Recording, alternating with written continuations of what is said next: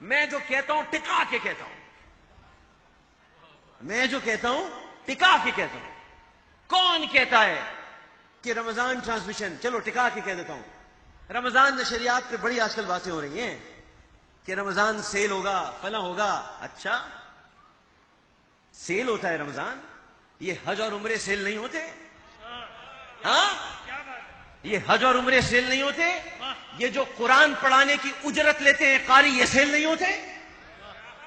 یہ جو اذان دینے کی اجرت لیتے ہیں، یہ سیل نہیں ہوتے؟ تو رمضان ٹرانسمیشن سیل ہو رہی ہے۔ ڈونٹ سیل رمضان۔ ہم کہتے ہیں وی ول سیل رمضان، جو کر سکتے ہو کر کے دکھا۔ مخلوط اجتماع، مخلوط اجتماع۔ حج پہ بند کراؤ نا مخلوط اجتماع۔ عورتوں کا حج الگ کراؤ، مردوں کا الگ کراؤ۔ جاؤ طواف الگ کراؤ، طواف الگ کرا دو، نماز بھی الگ نہیں۔ اب پچھلے دنوں یہی جو شب برات کی جو بڑی رات تھی، اس میں ایک اپنے آپ کو مذہبی اسکالر کہنے والے عامر لیاقت صاحب، ٹھیک ہے، اپنے آپ کو اہل سنت کا ٹھیکیدار کہنے والے، اپنے آپ کو چیمپئن کہنے والے، انہوں نے اپنی رمضان ٹرانسمیشن کو صحیح ثابت کرنے کے لیے اور اپنے رمضان کے تمام معاملات کو درست ثابت کرنے کے لیے، اور جو معاذ اللہ رمضان کی مبارک راتوں میں اور مبارک ایام و مبارک دنوں میں بے پردہ خواتین کو اور مردوں کو ایک ساتھ بٹھا کر دنیا کے انعامات تقسیم کرنے والے اور خدا کی لعنت کے مستحق ہونے والے نے اپنے پروگرام کو، جو رمضان ٹرانسمیشن اور جو دیگر پروگرام وہ کرتے ہیں، اس کو انہوں نے صحیح ثابت کرنے کے لیے کہا۔ کتنی غلط بات! انہوں نے کہا کہ لوگ کہتے ہیں کہ مرد و خواتین کا مخلوط اجتماع تم کرتے ہو، ایک ساتھ تم مرد و خواتین کو ملاتے ہو۔ اگر یہ غلط ہے جا کر حج بند کرواؤ۔ حج کا معاملہ کہاں اور تمہارا برہانہ بے پردہ عورتوں اور مردوں کو بٹھانا کہاں؟ شرم نہیں آتی؟ یہ کھلے جملے بولے ہیں کہ طواف بند کرواؤ۔ یہ دین کے نام پر اس طریقے سے لوگ کہتے ہیں یہ آپ کا سنی ہے۔ میں نے کہا کوئی نہیں بھائی، میں نے کہا یہ تیری بدماشی، تیرا غرور اور تیرا تکبر اور تیری فرعونیت انشاءاللہ ایک دن خاک میں ملے گی۔ اسلام کو ایسے للو پنجوؤں کی کوئی ضرورت نہیں ہے، تو ایسے مذہبی اسکالر کو ہم جوتے کی نوک پہ رکھتے ہیں۔ عامر لیاقت کہتا ہے کہ میں یہ مخلوط اجتماع جو ہے میں نے جاری رکھنا ہے پاکستان میں، رمضان میں یہ مخلوط اجتماع میں نے ایجاد کیا ہے۔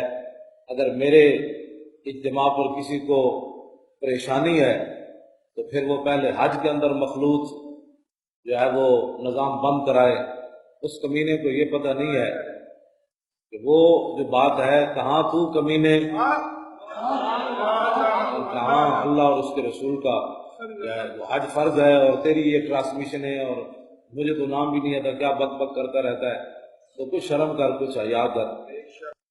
تینوں اللہ رسول دا حج جڑا وہ اپنی گندی جڑا تو نظام چلا رہا ہے، تو یہ تے قیاس کرنا چاہنا ذلیلا؟ تو اپنی شکل دیکھ، تو اپنا کرتوت دیکھ۔ ذلیل کے بچے تو پڑھ ام المومنین کیا فرماتی ہیں، حضور کا رمضان کیسے گزرتا تھا۔ تو اپنی اوقات کے اندر رہ اور تو شریعت کے معاملات میں ہم جیسے بھی ہیں وارث ضرور ہے شریعت کے، تو یہ مت تو سمجھ کہ شریعت لاوارث ہے۔ عامر لیاقت کا یہ حال ہے کہ نوکرانی گھر کی مالک بن بیٹھی۔ وہ آیا تھا عالم آن لائن لے کے کہ میں علماء کو بٹھا کے ان سے سوال پوچھوں گا، 2 سال سوال پوچھے، خود اسکالر بن کے بیٹھ گیا۔ کہتا جی تم لوگ کہتے ہو رمضان کو نہ بیچو، رمضان کو نہ بیچو، میں بیچوں گا رمضان کو، جو کرنا ہے کر لو۔ کہا یا نہیں کہا بولو؟ ان کو یہ نہیں پتا کہ یہ زبان کی بڑی پکڑ ہے۔